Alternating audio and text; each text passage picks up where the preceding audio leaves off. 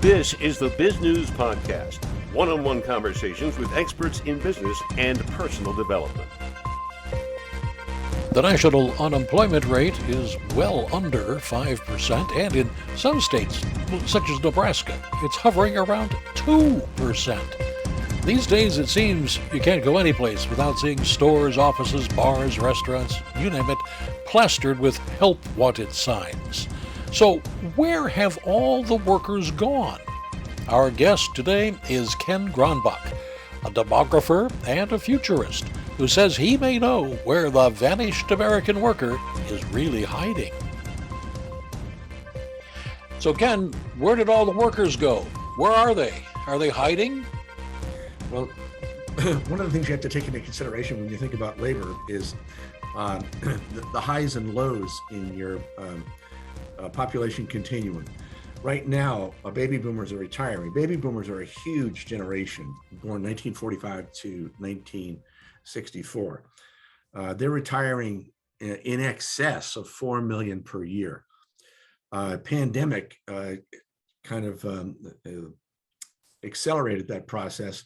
So over the pandemic, a lot of boomers cashed in. The unfortunate part about it is the generation right behind the boomers, called Generation X, that was born 1965 to 1984, is small. It's 11% smaller than the baby boomers, and it simply cannot fill the footprint. It can't. They don't have the critical mass to take up the slack. The generation behind them, the baby boomers' kids, called millennials, that were born 1985 to 2004, is 88 million. They somehow were able to sustain, be subordinate to their parents and live at home and live in their basements or whatever until they were 30 years old. And currently they're 17 to 36. So we will get labor, but it's not here yet. The other factor is Latinos, and Latinos filled in the gap that Generation X could not sustain. And came here as immigrants. I mean, immigrants poured into the country. It could be as many as 30 or 40 million of them. We're really not sure. However, socioeconomically, according to Pew Research, they're on the bottom rung.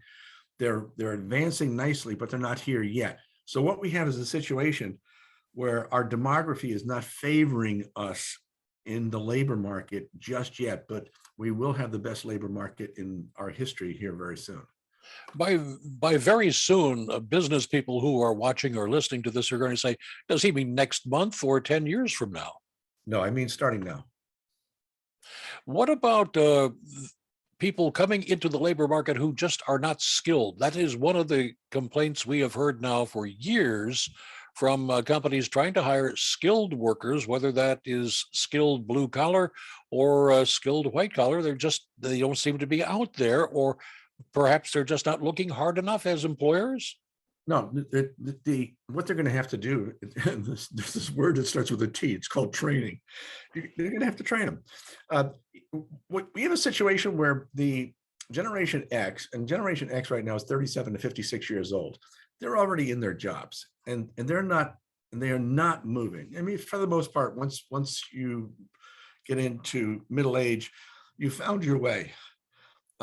So what we have found, and it's really a wonderful phenomenon, but it's a bit unusual, is that Generation Y millennials born 85 to 2004, who are 17 to 36, the men are not going to college. So they are taking those technical jobs. Women outnumber men in law school. I think it's 70-30, and I think it's 60-40 in a standard secondary or higher education, college education. So just tell them to hang on. What they're going to have to do is they're going to have to train millennials. And this is a suggestion that I make to my clients when I speak. And that is, if you think you're going to hire millennials, you have rocks in your head. What you need to do, you really do. What you need, because you'll never understand them. You'll never understand them, and you'll have a really difficult time managing them because they're from another planet. They're just simply a different generation, and they grew up in a different way. So what you do is you hire um, the best caliber millennial that you possibly can. And you can do that with some professional help, and then have that as an HR person, and then have that HR person hire your millennials, and then you'd be fine. What about all these businesses we see all over you can't walk down the street without being hit in the head by a help wanted sign. Are people just not paying enough, or not trying to recruit hard enough, or what? That's a good question, but my sense is that Generation Y is not fully into the labor force yet, and Generation X just simply doesn't have the critical mass to satisfy the demand, period. Boomers have left. And if you don't think that boomers held some of those jobs, I mean, they obviously did, because they were a broad strata, 80 million of them. They've left the labor force. They're leaving the labor force at the rate of over 4 million per year, over 4 million per year. So do the math. Yeah, we're going to have a labor shortage for a while, but then we're going to have a labor abundance. It's going to be the exact opposite. And how do I know that Generation Y is going to be fine and find their way into the labor force? It's because hippies did. Whatever happened to the hippies?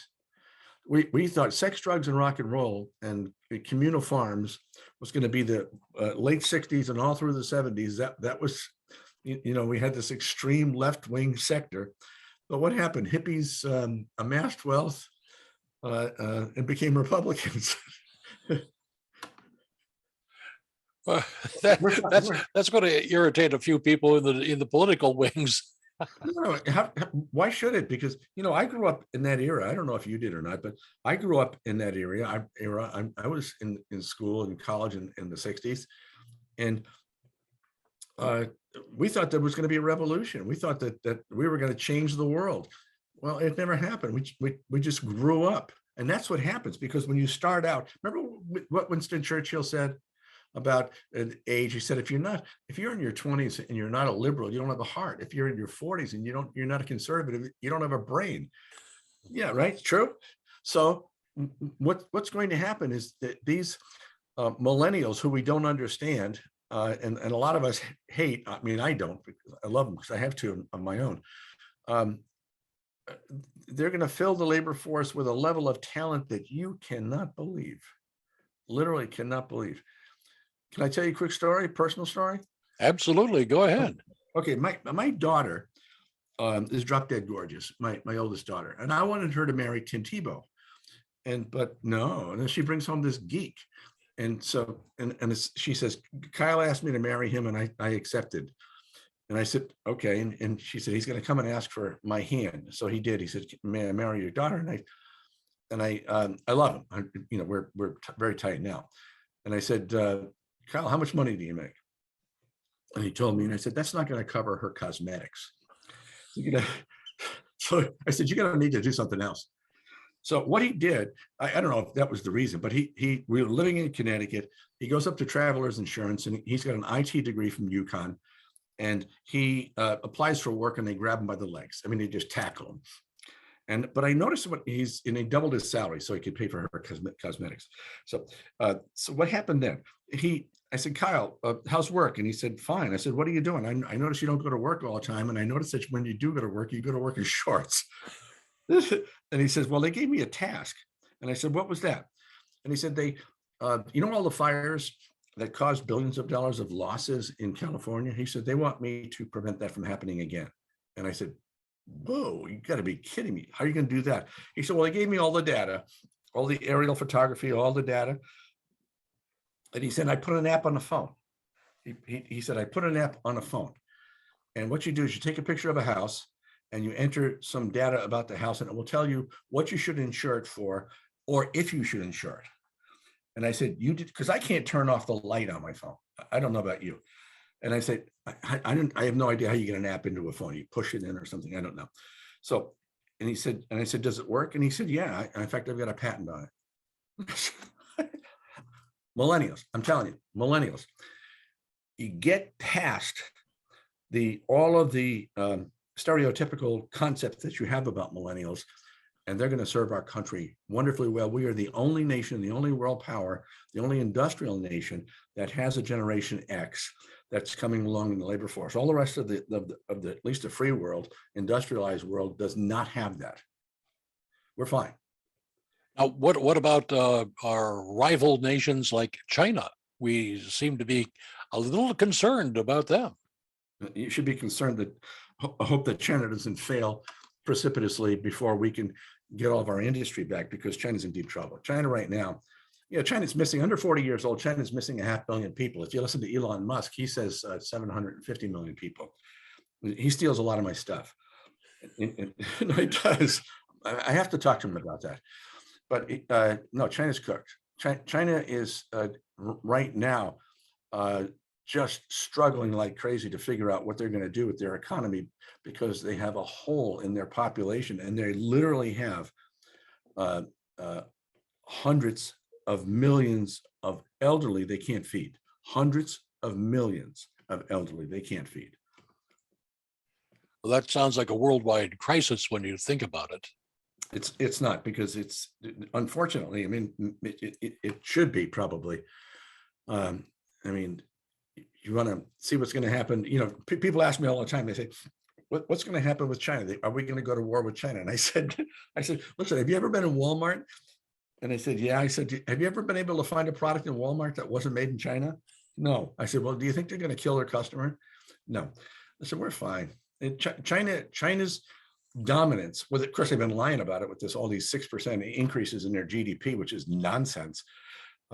Right now, they one of the biggest problems is they have, they built all this structure.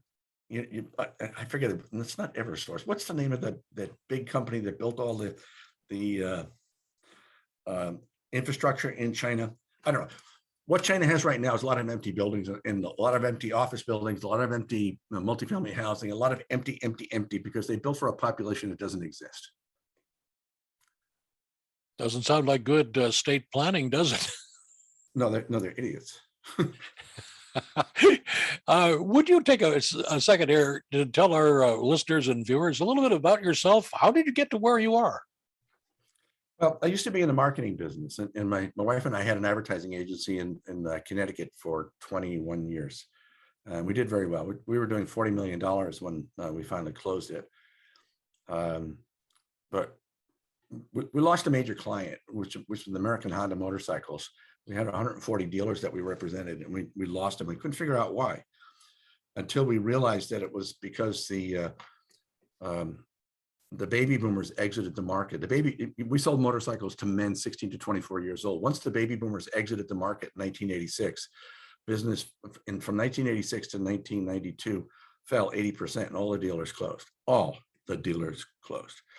And we couldn't figure out why.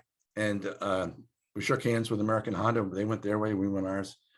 1996, I was reading a full-page editorial in the Hartford Courant, which is a blue newspaper in Connecticut.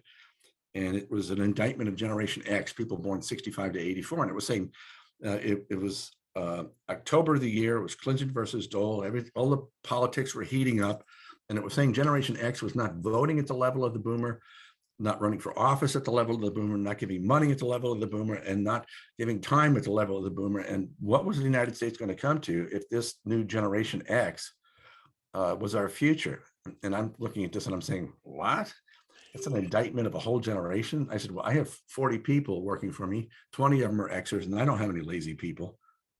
So I called in our research department and I said, find out everything you can about Generation X, CIA fact book, census data, whatever you can find. And they came back a few days later and said, Generation X will never perform at the level of the boomer. And I said, really? So they're lazy, just like the article said. And they said, no, there's fewer of them. I never realized that generations could be different size. You always think that the population is flat. In fact, most people have no clue as how many babies are born each year. They have no clue whatsoever. And they couldn't tell you within 1 million or 2 million or even 3 million people. Most people can't tell the difference between a million, billion, and trillion. They can't. They just can't tell you the difference. So what we discovered was that we had a hole in our population. And once we discovered that, and I asked the research people, I said, anything in your research to turn up that people know this? No. I said, well, I'm going to tell them. That's what I'm doing right now. So I shifted gears. I said, put marketing aside, put on a demographer hat, went to Washington, D.C. and talked to the State Department demographer, Dr. Nicholas Eberstadt, PhD from Harvard, who works for the American Enterprise Institute, is a brilliant man, probably the best demographer on the planet.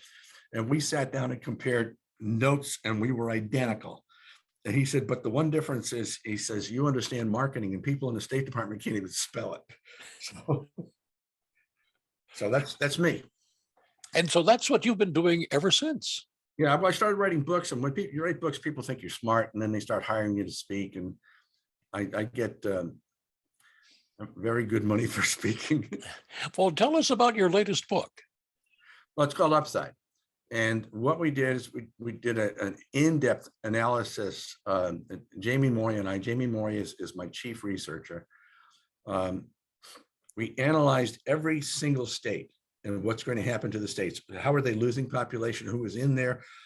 What's the ethnic mix in the state? And then what's the categories of states like New England or Midwest or South? What states are going to flourish? What states are in trouble? What states are going to lose House seats? And we're right on the money. After a very, very careful analysis of all of that, you read that and you can tell where markets are going. And then we also did an analysis on a broad base of essentially of continents, but some other countries as well, including China, South Korea, North Korea, Japan. Japan's cooked. Japan has stopped having children about 30, 40 years ago. Japan will not be Japan in 2050. Can't. Won't have enough taxpayers. Yeah. The population of Japan by the end of this century will be half of what it is now. Yeah, it's about 120 million. They'll be 60. How can they operate with half as many people? They can't. And that's my whole point. In fact, my next book, and I already have the proposal, it is into my publisher, which is a source of irritation for me, not because they're difficult to deal with. It deals with we have had populations increase since go forth and multiply, and what's going to happen is now populations are decreasing.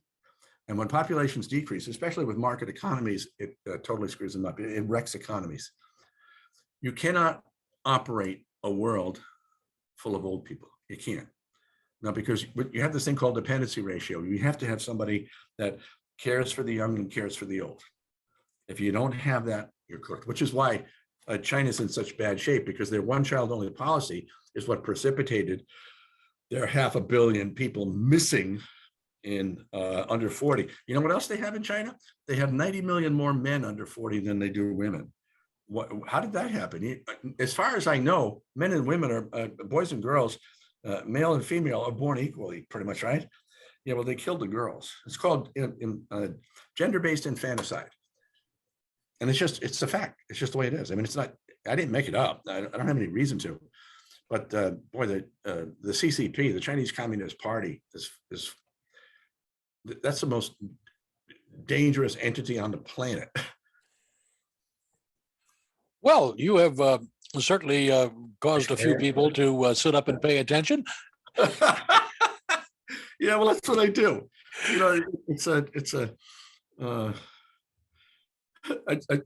funny story. I just spoke to the Texas Cattle Feeders Association, and I don't take sides. I'm not left. I'm not right. I'm very moderate, and I try to report. I don't want to be an editorial, but the left wing is blaming cattle for global warming. So, but people are buying more of it now than ever. Oh, it's that methane gas they put out from both ends, we're told. Where can our listeners and viewers get more information about you? You probably have a website. Yeah, you know what? You want to freak out? All you have to do is go to Google and put in Ken Demographer, and everything comes up. Just my first name. And it's because there aren't many of us, and because I seem to be probably, forgive me now, the most prominent. But yeah, it would be KGC Direct, KGCDirect.com. What would you like to talk about, Ken, that we haven't had a chance to get to? Well, one of the things that it's going on right now that people are saying, I cannot believe that we're all fighting like this. Well, we've never done this before. Yes, we have. And that was, during the hippie era, that it was far worse. I mean, at least we don't have any Kent states yet. That's yeah, you remember that. So what I would encourage people to do is to relax. Okay, we have a demographic problem in our nation right now because you generally have young people tend to be liberals, middle-aged people tend to be moderates, and older people tend to be conservatives. Right now, in the middle, which is Generation X, is a small generation, and they don't have much of a voice. They just don't because of their size.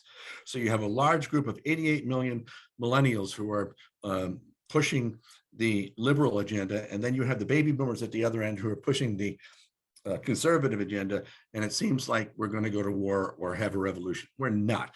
We're going to age out of that because the millennials are finding their way into the labor force. Once they start having families and amassing wealth and moving into their own houses, the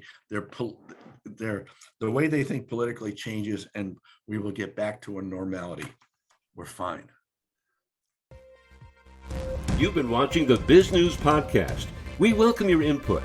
Send your email to editor@bizgnus.com. Thanks for watching.